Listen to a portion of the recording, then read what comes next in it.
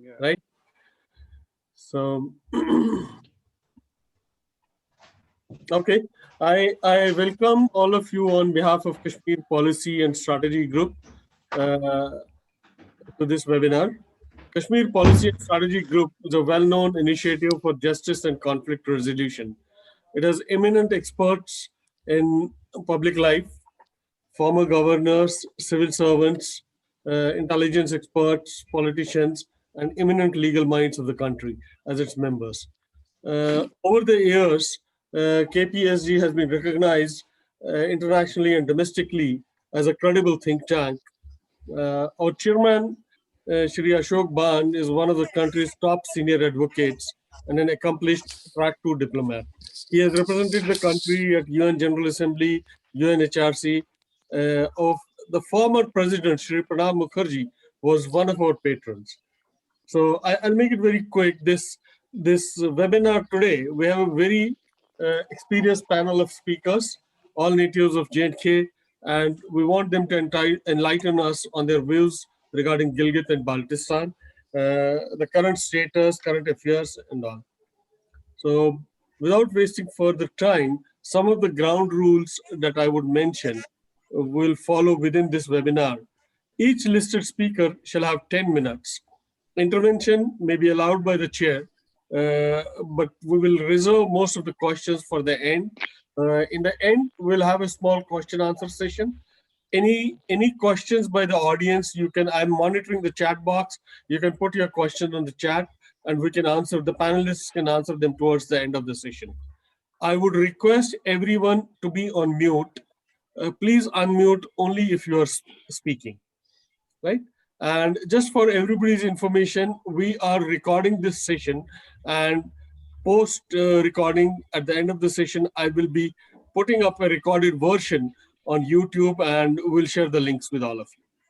Okay? So I would now invite Chairman, Kashmir Policy and Strategy Group, Shri Ban, to please take over. Ban Sahab, over to you. Thank you, Sunil.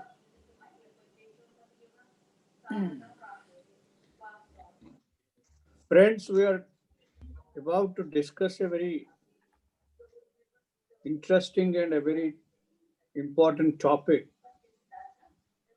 That is, what is the current status of Gilgit and Baltistan when it forms itself as part of erstwhile Jammu and Kashmir state. Jammu and Kashmir state and Gilgit-Baltistan, due to its physical contiguity with India and water resources, physical access with Great Silk Route from China runs to Europe via Central Asia, has a great geopolitical, economic, strategic, and military importance for both India and Pakistan. And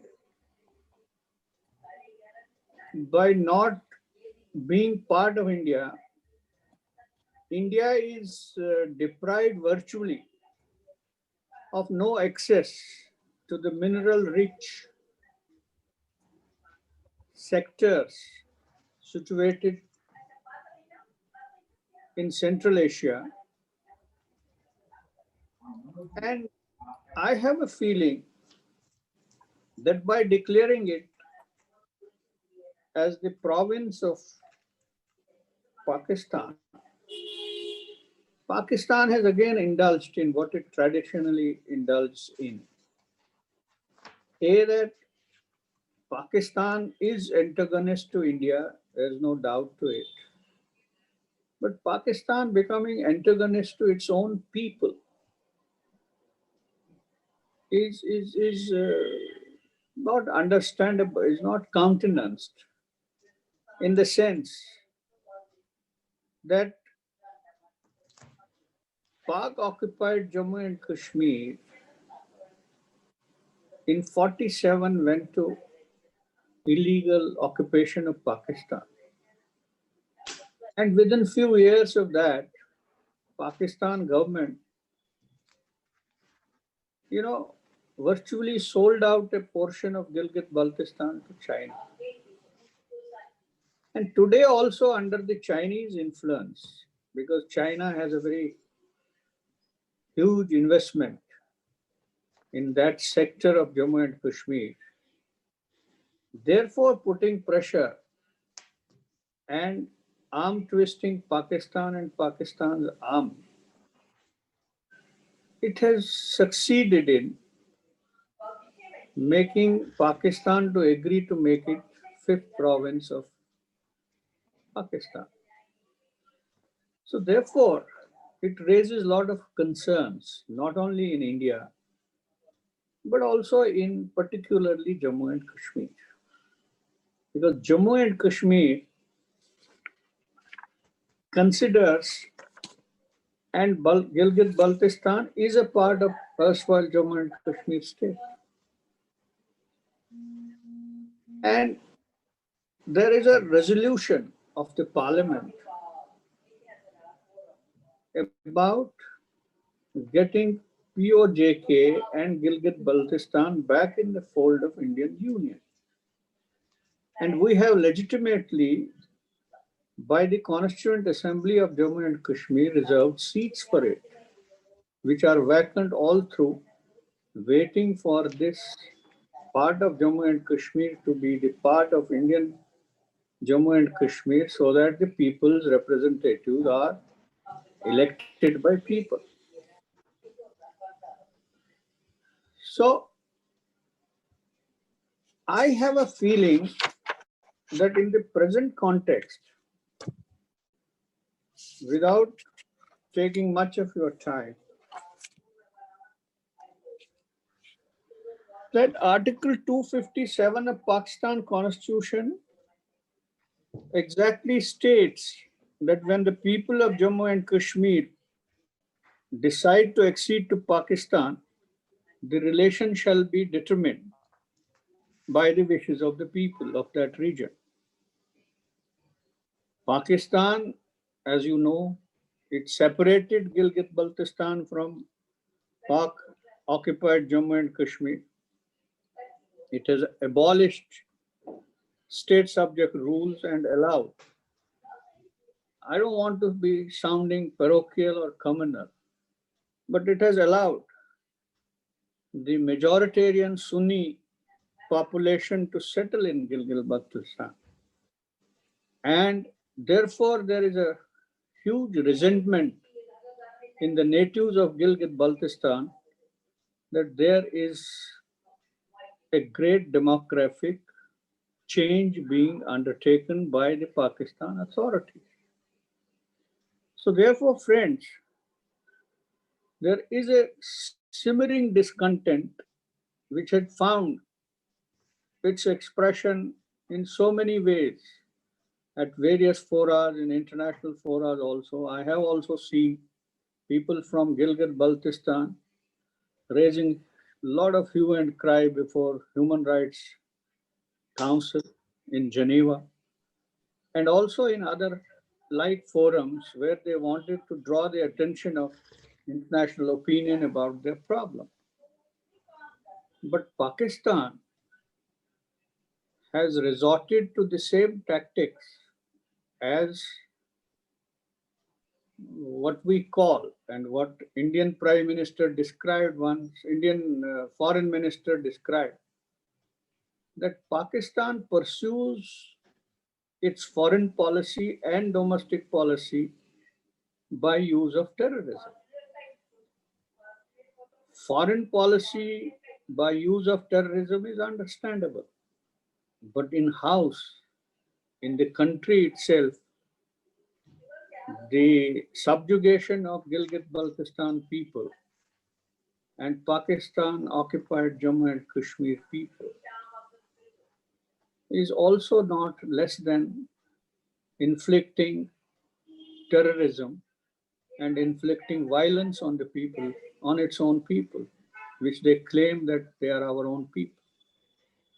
So therefore, friends, I would like each one of the speaker, because all of you are experts in your own fields and you have The unique thing about this webinar is that all of us are from Jammu and Kashmir, and this time we're lucky to have Barrister Bashani with us because he is a native of Pakistan occupied Jammu and Kashmir. So therefore, as of now, as of this evening, we are a compact group of natives of erstwhile Jammu and Kashmir state and discussing within ourselves our own fate and the fate of those who are being suppressed and oppressed by the policies and military violence of Pakistan. So therefore, I would request Barrister Hamid Bashani, who is an acclaimed political analyst and also is an international human rights advocate. And he has the best of the pulse of Gilgit-Baltistan and POJK affairs. So I would request him to throw light and enlighten us on the situation in Gilgit-Baltistan and Pakistan occupied Jammu Kashmir. Barrister Bashani, please. हाँ जुनेद हाँ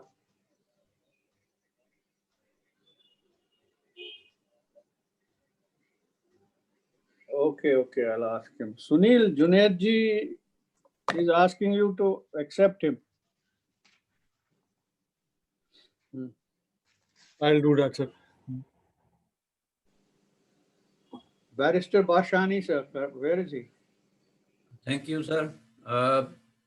Before I start, I would say that due to this time, the 10 minutes time, I would try to just explain the current situation of Gilgit-Baltistan. Basically, I would love to explain everything historically, what happened in 1947 and how Gilgit-Baltistan and the people of that region ended up being with Pakistan. But because of this specific time limit, I would explain the current situation. The current situation is that the elections are going on in Gilgit-Baltistan nowadays. And because of the election, people of Gilgit-Baltistan are able to express their true feelings. So we are looking at that campaign, which is organized by the Pakistani political parties in that region. They are kind of in competition of announcing the big packages, and the biggest one is making Gilgit-Baltistan a province of Pakistan. First of all, there is one thing which shows that how Pakistani political parties and leadership, they are trying to deceive the people of Gilgit-Baltistan in different ways. But this one, they are saying that we are going to make Gilgit-Baltistan fifth interim province of Pakistan. But Gilgit-Baltistan is already interim province of Pakistan, temporary or provisional, you may call it. Since 2009, the arrangement they have made with that region is kind of a temporary province where they are using different kind of mechanism to run it as a province. So if we keep in that mind, we will look at the whole 70 years and we will see that this is another way of actually a tragic history of Gilgit-Baltistan, another way of deceiving the people and to grab their words as well as their territory. So I will just quote a couple of things. For example, the first point of discussion is the time when Gilgit-Baltistan became part of Pakistan. That was 1947. And there are great contradictions. There are lots of stories, but one thing is common, that there was a great deception when it comes to the people of Gilgit-Baltistan. First of all, the people of Gilgit-Baltistan, who at that point of time were running that movement against Maharaja or against the governor who was appointed by Maharaja Hari Singh, those people, they never decided to be the part of Pakistan.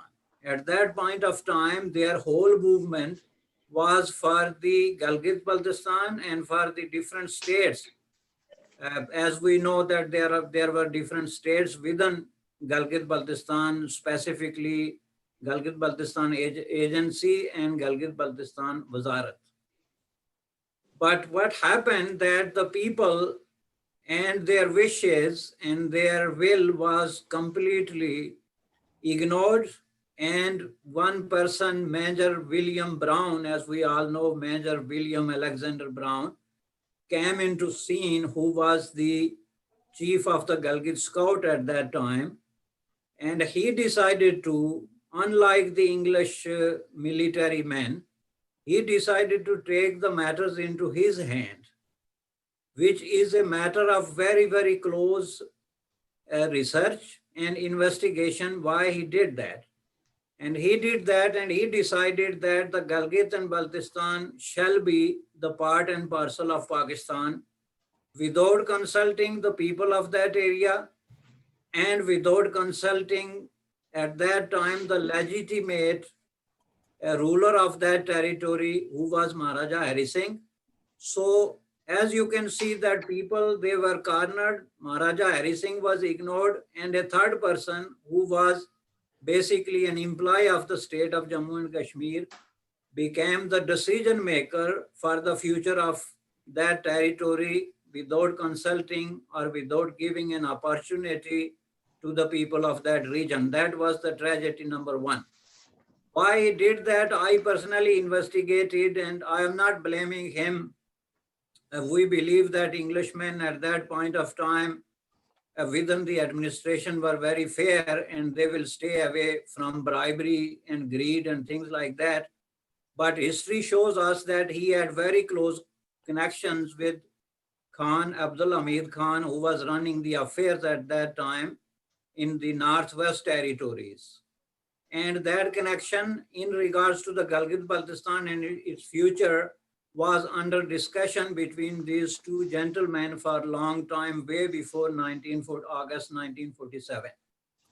And what happened that Major Brown himself in his book accepted that any element of treason which can come up in any case, that would fit in my case. In other words, he accepted that he had committed a great treason against Maharaja Hari Singh and his administration in Gilgit, and decided to push the Gilgit-Baltistan to become the part of Pakistan militarily. And if you go a little bit further to his life, you will see that he never left Indian subcontinent like other Englishmen. He stayed there till 1959. And ultimately, Pakistan granted him the Tara-e-Jurrat, which is one of the highest award of a government of Pakistan. So you can see the nexus between this, and I would say that that was not the only time when the people of state of Jammu and Kashmir were betrayed by bribery or by greed or by some kind of incentive, because exactly the same thing happened in Punch. During the siege of Punch, there were some trenches. We know that they were sold by some people who were occupying the trenches, but I will not get to that. So the second thing which I would say, that was the first point of betrayal, and is a very, very clear betrayal to the people of Gilgit-Baltistan. Without having any idea, they were just pushed and forced to become the part of Pakistan. The second point was Karachi Agreement. Karachi Agreement was concluded between the government of Pakistan and the government of, at that point, government of Azad Jammu and Kashmir. And that agreement gave authority to the government of Pakistan on the Gilgit-Baltistan and its territories. according to that agreement. And that agreement was concluded by the people who had nothing to do with the people of Gilgit-Baltistan. Not a single person from that territory or from the people of that area was consulted. And that was a decision made in Karachi by two parties who were not the really parties historically or in any other sense of this, any other sense to the people of Gilgit-Baltistan. So these two, and then the third one was that, and that agreement, the Karachi agreement was meant to, it was concluded because the government of Azad Kashmir was of the opinion that they are unable to uh, administer those areas because of the distance and because of the resources and things like that. So it was temporarily handed over to the government of Pakistan. But at the present time, which I come to know to this point, when the Pakistani administration in 2020 and specifically in October and November finally decided to make the Gilgit-Baltistan part and parcel of Pakistan either as a interim province or as a permanent province of Pakistan, they completely ignored the Karachi agreement, which is the base of their authority to be even in the territories of Gilgit-Baltistan.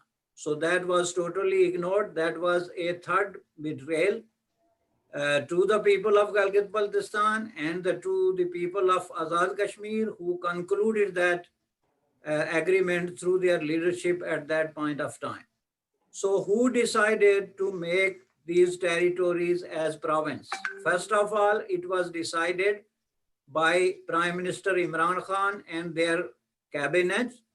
They had a meeting and then they decided that the cabinet has decided to declare Gilgit-Baltistan as a fifth province of Pakistan. And they obviously did not mention the people of Gilgit-Baltistan, and in this process, there was no consultation or any other way of deciding from the people of Gilgit-Baltistan what they want about their future. Secondly, this decision was made in military headquarters in Rawalpindi, where the Pakistan military chief invited Pakistani political parties in a conference, and they were told that this decision was made and they need to follow that decision, and no political party of Pakistan, knowingly that this is the matter of the people of Gilgit-Baltistan and should be decided by their consent and should be decided by their free will. Instead, they completely agreed with a military chief and decided to give their mandate to him to make that decision. So basically, this decision was made by the cabinet on behalf of Pakistan military in General Military Headquarters in Rawalpindi. So this was the third and final time, I would say last time, when the people of Gilgit-Baltistan were betrayed, they were let down, and their free will and their right of self-determination was completely ignored. So as we speak today, this is the situation, that that decision was made by the political party or military is being forced to the people of Gilgit-Baltistan without following any democratic process, without following any consulting process. So therefore, a vast majority of Gilgit-Baltistan, they do not own this decision. They are not in favor of making their territory as a fifth province of Pakistan. Instead, they are asking for different options. For example, to make a semi-independent state or territory or another form of government which should be able to decide their own affairs, which should have the entitlement of their land and entitlement to make decision about their future. So as we speak on this decision, we see that on one hand, Pakistan is claiming that they are in favor of the people of Gilgit-Baltistan, and for that purpose, people of the state of Jammu and Kashmir to decide their future in accordance with the United States resolutions. But on the other hand, we see a very clear, uh, a very clear action showing that those UN resolutions were violated by deciding to change the status of the Gilgit-Baltistan without consulting the people, which is very clearly indicated in the United Nations resolution. Secondly, Pakistan is claiming that it advocates the right of self-determination of the people of Gilgit-Baltistan. But it is deciding its future without even bothering to put that word into any kind of political or democratic process to know what the people of that area want actually about their future. So keeping in this mind, I would say that the people of Gilgit-Baltistan as well as people of Azad Kashmir are, to my knowledge, many people from the different part of the state of Jammu and Kashmir, from Ladakh or from the Union Territory of Jammu and Kashmir, are of the same opinion that the Gilgit-Baltistan belongs to the former state of Jammu and Kashmir, and any decision in regards to the future of that territory must be done only through the free and democratic will of the people of that territory.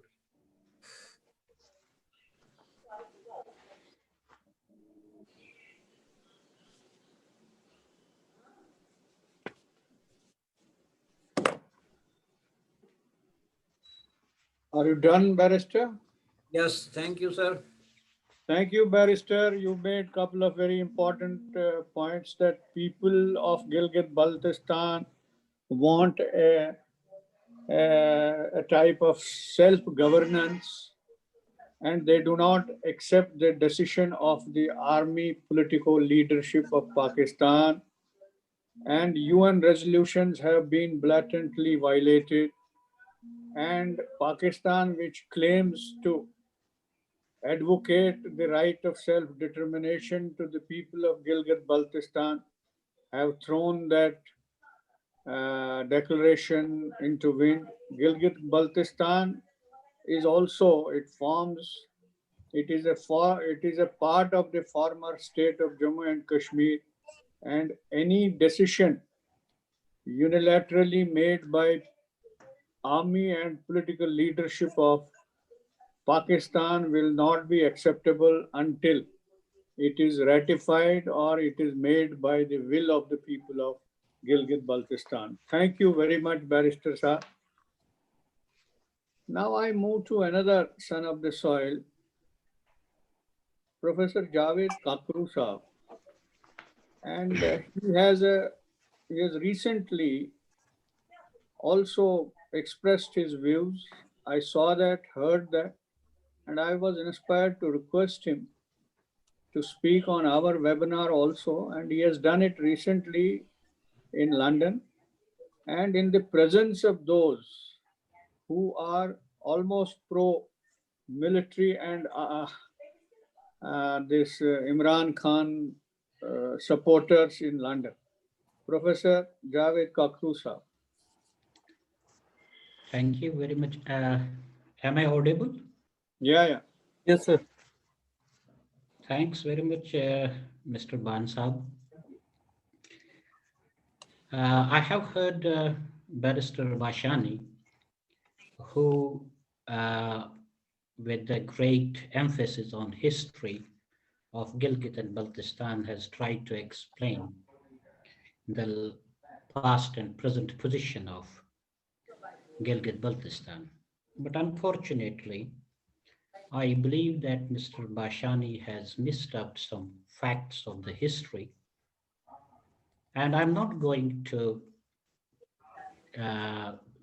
telling those facts in detail, but very briefly, let me see the bullet points which will help us to understand and ascertain the present position of Gilgit-Baltistan.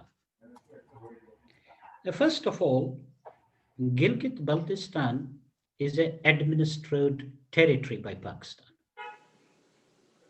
Its status has not been mentioned anywhere in the Constitution of India.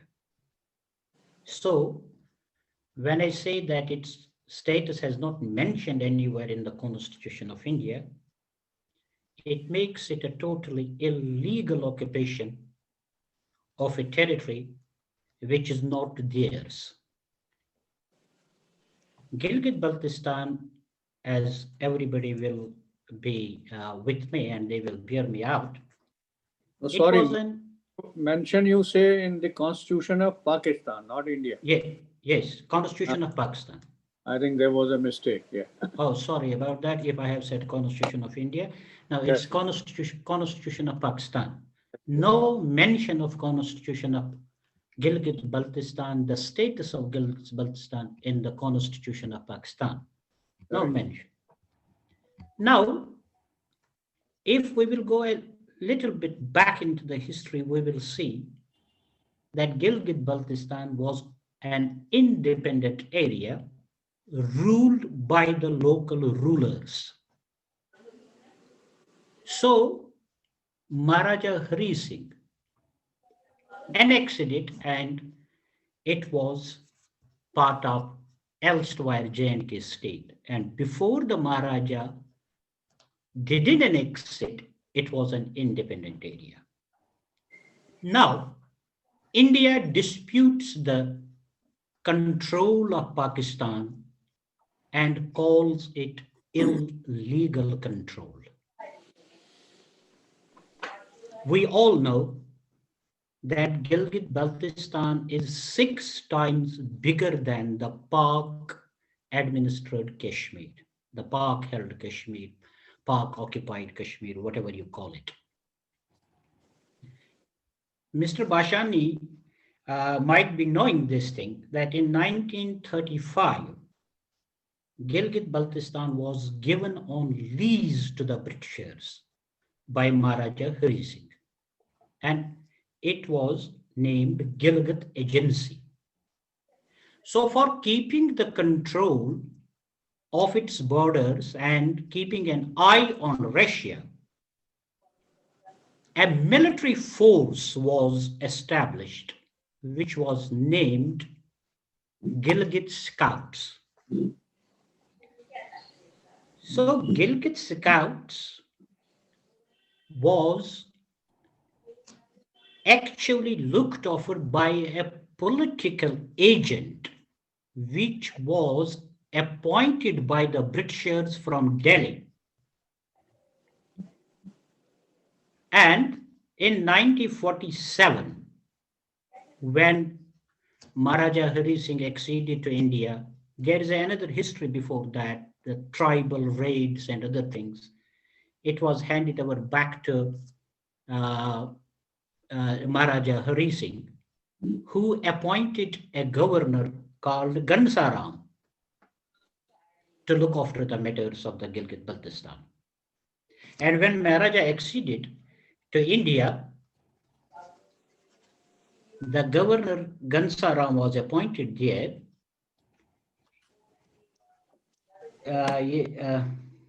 Gansara Singh. Gansara Singh. So, what happened at that time when Maharaja acceded to India? This was not acceptable, or this was not agreed by the Gilgit Scouts, including their British, who was looking after the British agent. Now, at that time, the governor was imprisoned. They revolted. These Gilgit Scouts, they revolted against the decision. The governor was imprisoned. And at that time, the Lieutenant Colonel Mr. Roger Bacon, who was at that time at Peshawar. He was informed about the decision of the Gilgit Scouts or the people that they would like to join Pakistan. But here, one thing is very important, that at that time, Pakistan did not accept the wish of the people of the Gilgit-Baltistan to joining Pakistan. Instead, they decided to govern it. And there were reasons for that. The reasons were, all of us know, tribal raids. They wanted to annex whole state of Jammu and Kashmir. That's why they didn't accept the decision of the people of Gilgit-Baltistan. And then Alam Khan or Aslam Khan, whosoever was named the governor of the Gilgit-Baltistan at that time, which was called the northern areas. Now, for a short period of time, very short period of time, these Gilgit-Baltistan or the northern areas, they were governed by the Pak-held Kashmir government, though theoretically, not practically. In theory, it was said that it is governed by they call it AJK government, but in practical, they were governed by the federal government, by Pakistan. And in 1949, as Mr. Bashani rightly said, that according to the Karachi agreement, it was handed over to the federal government on the agreement that it will have its interim, but gradually that interim position became the permanent one. Now, Karachi agreement was never accepted by the people of Gilgit and Baltistan, only because they were not the party to it. In general, the people of Jammu and Kashmir, the people of elsewhere Jammu and Kashmir, never accepted the Karachi agreement, and in particular, the people of Gilgit-Baltistan totally opposed it. Now, here is a very important point to note, and because at that time, now what Pakistan did, they started to govern the Gilgit-Baltistan or the northern areas through a law which they called frontier regulations.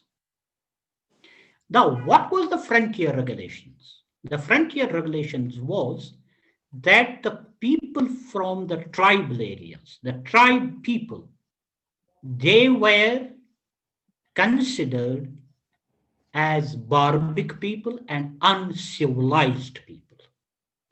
Those were the laws through which the people of Gilgit-Baltistan were governed. Now,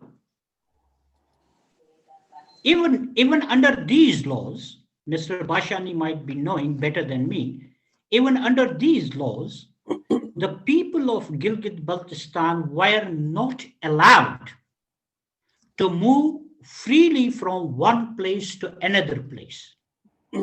Even they had to inform the police about their movements. That was the position. Now, it is a little bit, as I said, that I will be giving a bullet point illustration about the past of Gilgit and Baltistan. Now, let me come to the present position. What the present position of Gilgit-Baltistan is, in my eyes or in my opinion. My friends may differ with me, but what I think it is. Now, even at this time, in 2020, which is almost gone now, political, social, and cultural exchange between the people of Gilgit and Baltistan and the people of Pakistan held Kashmir is discouraged. It's not encouraged. It's being discouraged. Now, Gilgit-Baltistan has an elected assembly of 33 members, out of which 24 are through general elections and 6 are nominated technocrats. That's the present position of Gilgit-Baltistan, but with no powers. Point to be noted, though an elected assembly of 33 members, but with no powers. Now, where are the powers?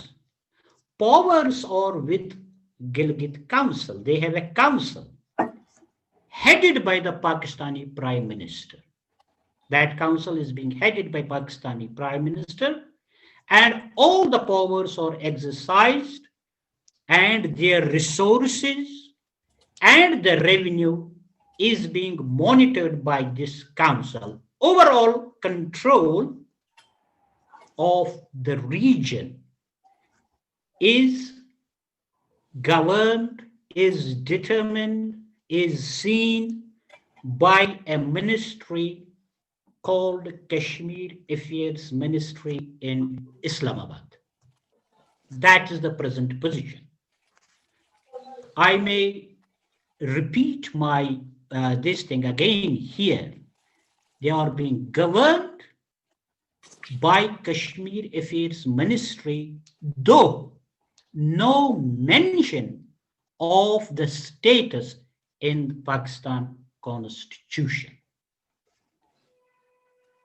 Now, all of us know that this region, it provides a land route to China.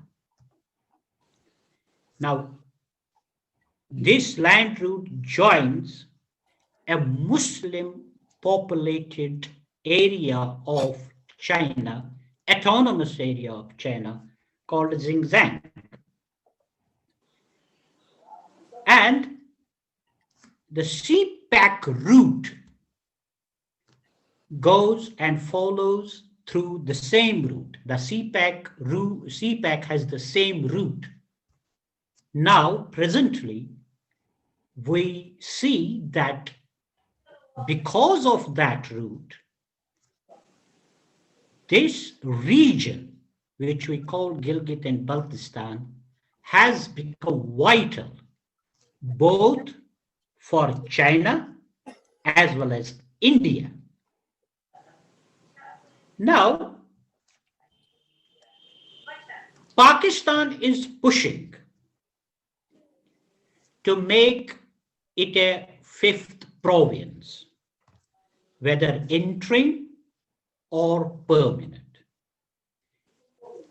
It's being analyzed that why Pakistan is doing that. It's being believed that to have to link it with CPAC and with the interest of China. Now, very importantly, others, there is another opinion about it, that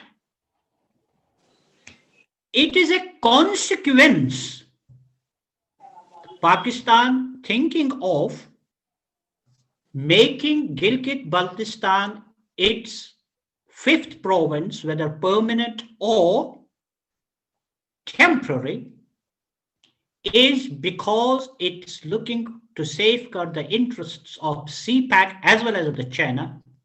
But there is another opinion about this thing, that it could be the consequence of India's decision and action of 5th August 2019, whereby it dismantled the state of Jammu and Kashmir and made it into 2 union territories.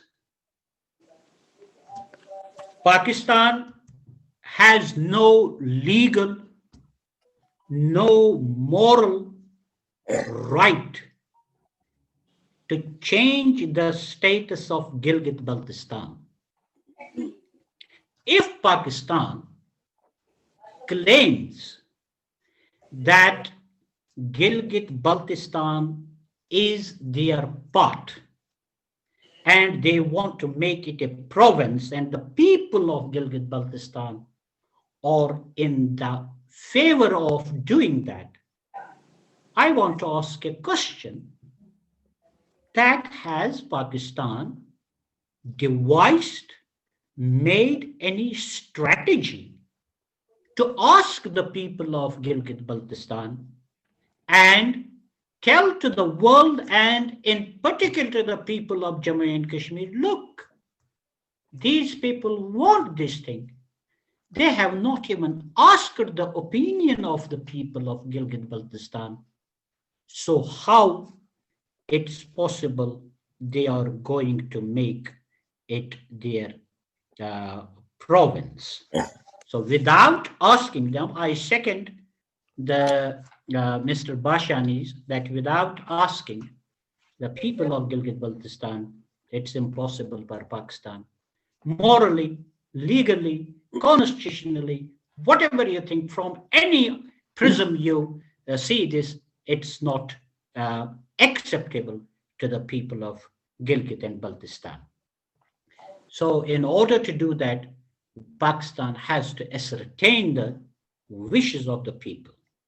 Now, importantly, both India and Pakistan are bound by similar agreement not to change the status of any part of the state of Jammu and Kashmir under their control.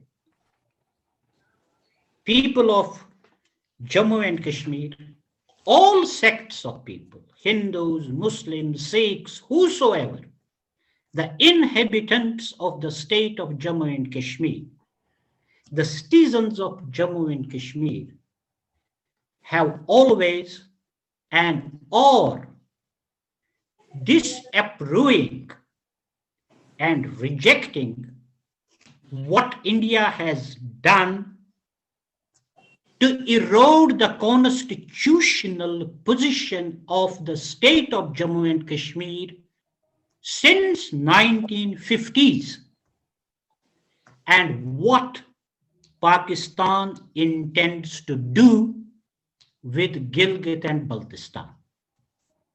Now, the question arises, everybody is of the opinion, even Pakistani people themselves, the Pakistani politicians, the Pakistani, those people who are at the helm of affairs, they say it, that Gilgit and Baltistan is the part and parcel of the state of Jammu and Kashmir. Now, why there is a difference between Pakistan held Kashmir and Gilgit and Baltistan? Why they are not making it the one part? Why they are dividing it on the basis of language, on the basis of culture, on the basis of so many things? So it clearly indicates the intentions of Pakistan, what they have been doing, or what India has been doing since 1950s until now, that they are not bothered about the people of the Jammu and Kashmir. What they are bothered about the resources. Now, look at the resources of the J&K state from both the sides. मुझे एक बात याद आ रही है, एक मेरे एक दोस्त ने कहा था कि भाई हमें एक गैलन का सिर्फ 1 पैसा दे दो, पानी के 1 गैलन का. Now, from Pakistani side, you see Mangla Dam, resources of Gilgit and Baltistan. Who is looking after them? What Kashmiris are getting out of it? Even that only 1p per gallon, if we will get, we will be the richest people in the world, only for water, not talking about the petrol and other things. So, my friends, not taking much time, I believe that the people of Jammu and Kashmir, the people of the state of elsewhere state of Jammu and Kashmir, are of the opinion that no status can be changed. No country, whether it is India or whether it is Pakistan, has any moral, legal, or constitutional right to change the status of any part of the state of Jammu and Kashmir by making it a province on interim basis or by making it a permanent province. It's totally illegal, unconstitutional, not moral. So with these words, I thank you all. Thank you, Professor. Thank you, Professor Kakru Sahab. You said that Pakistan did not accept Gilgit-Baltistan as its part. Instead, it was only governed by Pakistan. Karachi Agreement was not accepted by Gilgit-Baltistan people. They were governed by frontier regulations. The tribal people were described as most uncivilized and unhygienic. So people were not given even the freedom of movement. They were not allowed to move freely. And therefore, the people of Gilgit-Baltistan are not very happy with the governance directly by the federal government of Pakistan. And you said that there is a council headed by Pak Prime Minister which controls the Gilgit-Baltistan, and there is no mention of Gilgit-Baltistan in the constitution of Pakistan. Therefore, Pakistan has neither a moral or a legal or jurisprudential right to foist any decision on the people of Gilgit and Baltistan. Thank you very much for your enlightened views.